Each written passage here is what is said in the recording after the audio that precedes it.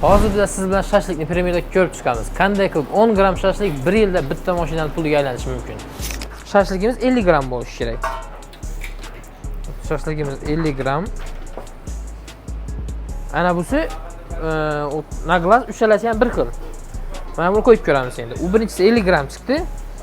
Mana busi 60 gram. 10 gram plus. То есть 10 gram уже взвешивание bo'lmagan, xato ketgan. Keyingisi 50 gram. Agar uchalasini qarasak, uchalasi ham bir xil.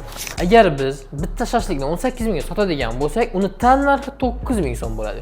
9 ming so'mni agar shashlikimiz 50 gram bo'ladigan bo'lsa, 5 ga bo'lsak, uni 10 grami 1800 so'm bo'ladi. 1800 so'mni agar kuniga примерно 200 ta shashlik, 200 ta palka sotadigan bo'lsak, 1800 200 ga ko'paytiramiz. 360 ming pateriyamiz bir kunda bo'lib turibdi. Bizani shuni agar biz bir oyga hisoblasak, bir oyda 10 million 800 ming so'm bo'ladi.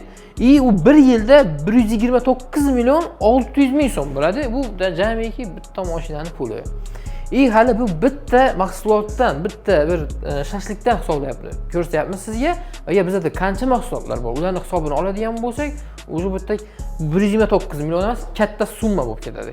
Shunaqa muammolar, kamchiliklar bo'yicha YouTube kanalimizda biz sizga to'liq ma'lumot berdik. Silka orqali o'ting va batafsil ko'rib chiqing.